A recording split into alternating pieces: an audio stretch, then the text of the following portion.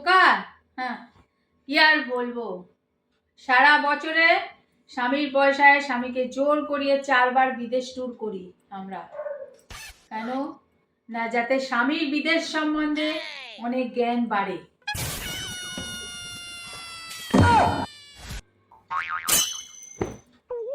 জোর করে শ্বশুর বাড়ি স্বামীকে দিয়ে বিক্রি করিয়ে বাপের বাড়ির কাছাকাছি বড় বাড়ি কিনিয়েছি, যাতে আমি বাপের বাড়ি গেলে স্বামী খারাপ না হয় যে আমি কদিনের জন্য দূরে চলে যাচ্ছি।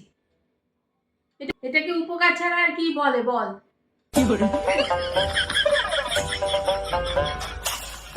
আমার বিয়ে হয়েছে 25 বছর, এই 25 বছর স্টিল নাও শাশুড়িকে দিয়ে রান্না করিয়ে আমি বসে খাই।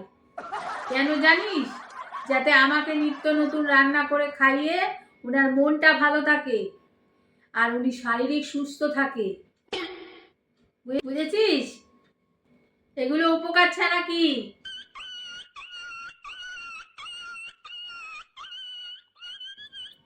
জোর করে স্বামীকে দিয়ে বড় বাড়ি করিয়েছি, রাজপ্রাসাদের মতো বড় গাড়ি কিনিয়েছি। কেন জানিস?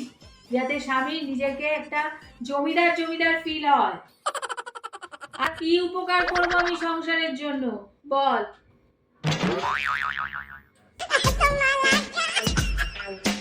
শ্বশুর বাড়ির কোনো আত্মীয় স্বজনের সাথে আমি যোগাযোগ রাখি না, স্বামীকেও রাখতে দিইনি। কেন জানিস? যাতে আমার বাড়ি আসতে গিয়ে তাদের গাড়ি ভাড়া খরচ না হয়। জীবনে সংসারের জন্য এত কিছু করার পরও নাম পাই না।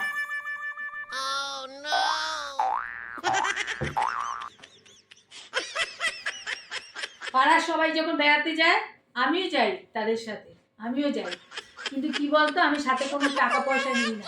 কেন বলতো? এটা আমাকে কিপটে ভাববি না। কেন নিই না? কারণ যারা যায় তাদের টাকা পয়সা বহন করার ধারটা যাতে একটু কমে। আমি বলি আমার কাছে রাখো তোমরা সবাই সব কিছু। বাড়িতে কেউ এলে আমি তাকে চা মিষ্টি কিছু দিই না খেতে। কারণ কি জানিস? যাতে তার সুগার না হয়।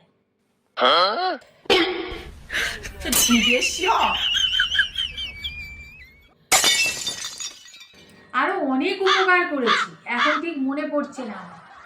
তবে হ্যাঁ, আমি খুব ভোরবেলা উঠে পাড়ার সব ফল ফুল আমি পেরে নিয়ে চলে আসি।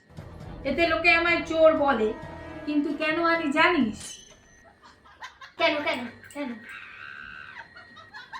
আরে বাড়ির ফুল তুলতে গিয়ে বাড়ির মালিকদের যাতে ডেঙ্গু বা ম্যালেরিয়া না হয় মশার কামড়ে।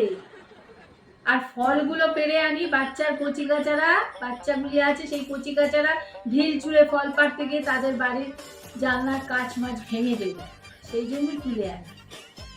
আর কত উপকার করবো বলতো মানুষের, তবু কেউ আমায় বুঝলো না।